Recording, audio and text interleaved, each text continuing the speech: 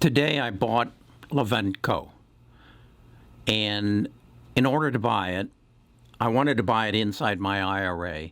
So I needed to raise some capital, and I had decided, as I said in an earlier video, that I was going to liquidate my IBM.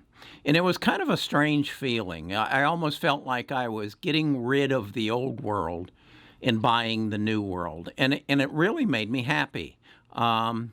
Because what I think I'm doing is recognizing that we are moving from a healthcare world to a health monitoring, and rather than going to be treated for conditions, we're monitoring the conditions. And I think that's going to take us to the next step, where we just every day monitor our health, and we are advised on the conditions of our health through our cell phone.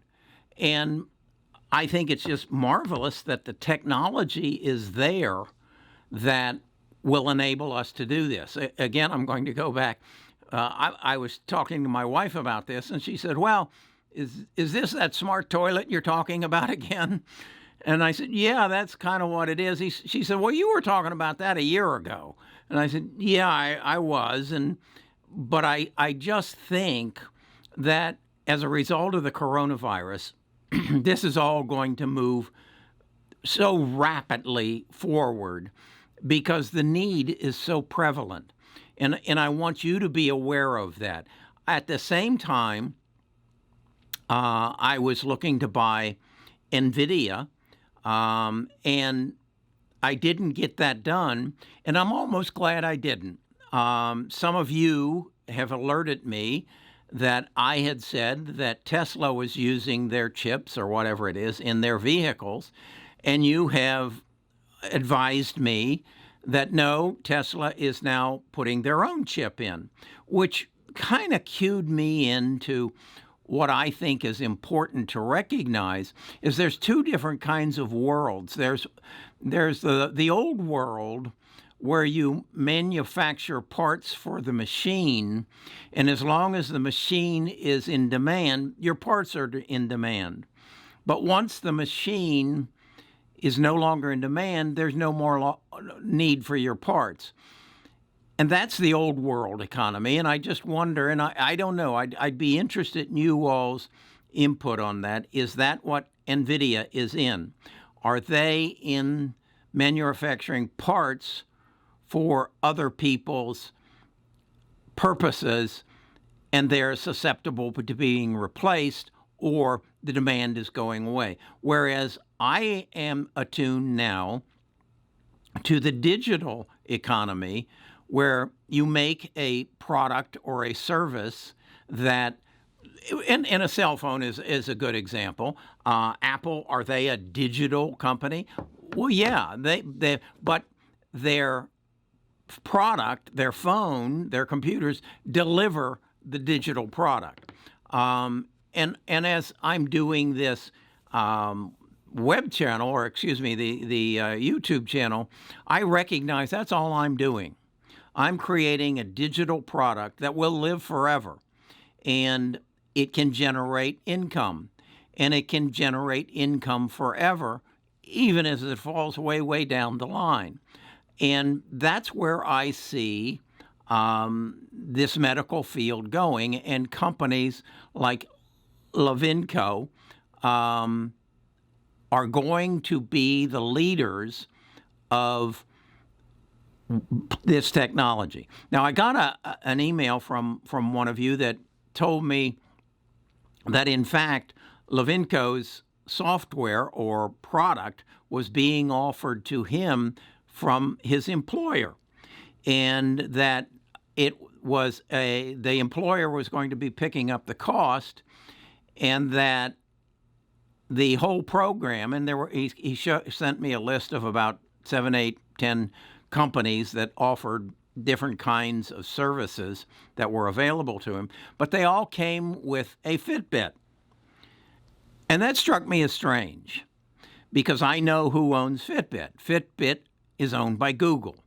I know that Google is aware that their biggest source of income advertising is going away, because that whole thing is going to be changed from where we don't look at our computer, we listen to our computer, and written word for a search isn't going to be all that dominant. Now, they may adapt it in some way through their Hey Google and that, but the advertising element's going to be difficult.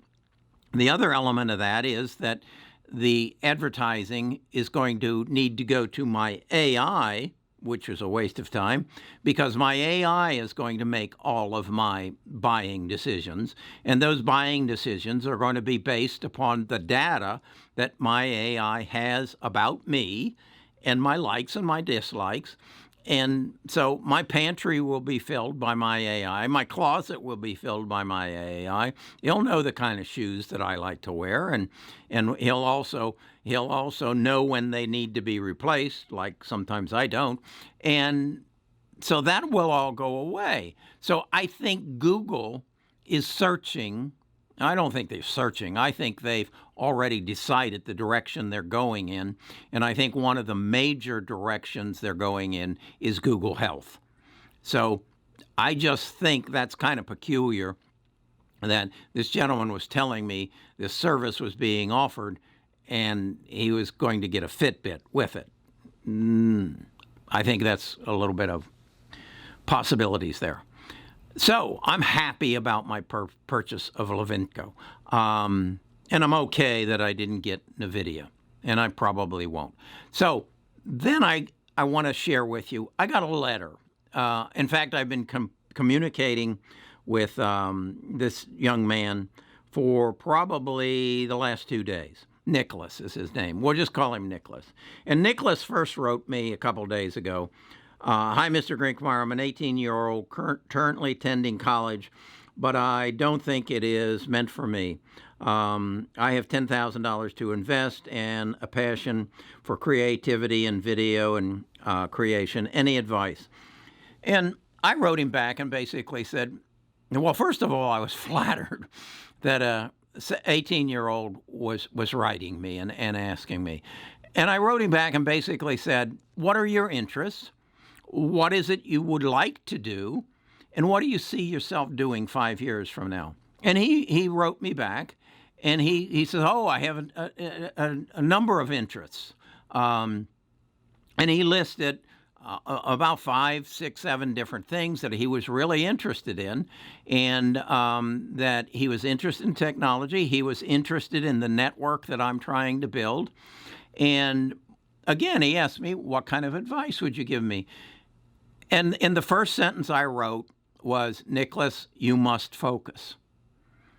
I did this with my children. I saw my children wanting to do this and wanting to do that and going in this direction and then changing their mind and going in that direction. And I basically told them, look, you need to focus. You need to decide what your passion is, search your life, find your passion. And if you don't know what I'm talking about, this is a book I wrote as to how I found my passion. This is a book that I wrote that put me in front of you. This is a book that I wrote to get that unwanted roommate out of my head that told me there was no way in hell you could build a YouTube channel because nobody wanted to hear from you. You were just a blowhard that just wanted attention, which is true. But I told him first he has to focus and find exactly what he wants to do, and then study and learn it and become the best at it, and then pursue it.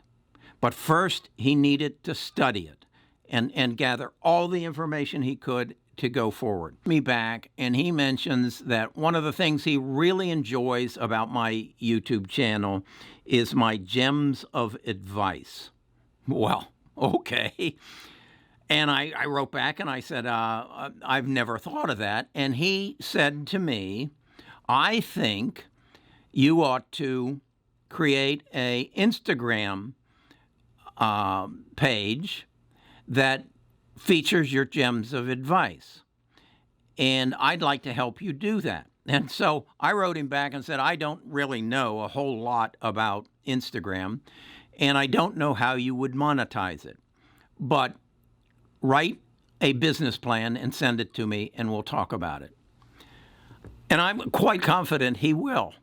And you don't know how that warms my heart that out of the blue, a young man, 18 years old, who is feeling confused and has no direction, or maybe he has direction, but wants direction, and I'm able to help him so remotely and point him in a direction that quite possibly could fulfill his life.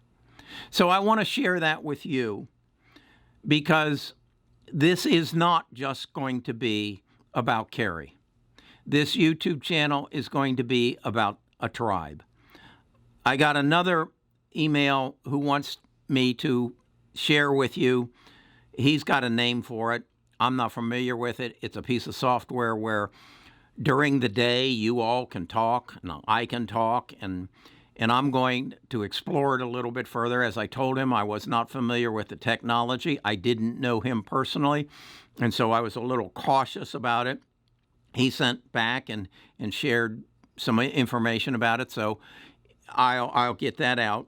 Again, what really intrigues me is this is not going to be all about Carrie. I put in my morning letter, and I want to make this real hard to you.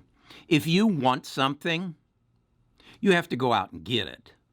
You don't just write Carrie and say, hey, I'd like to be involved.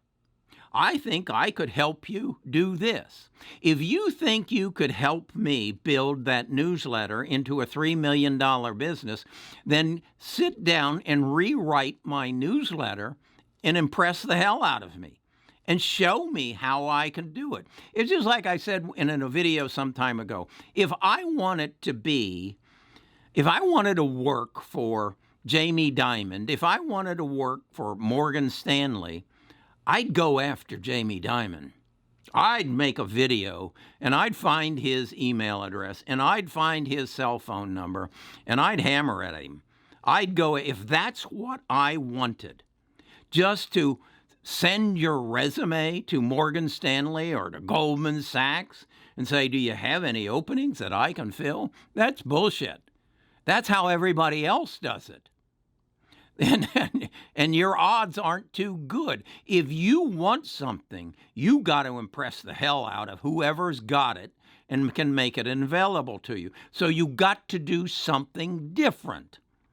In the real estate business, if I found a house I wanted to list, the first thing I did was write them a letter. It's very easy to get their name and their address. And I wrote them a letter, and the heading of that letter is, are you puzzled why your house isn't selling? And then I'd go through a 2-page letter and tell them exactly why their house wasn't selling.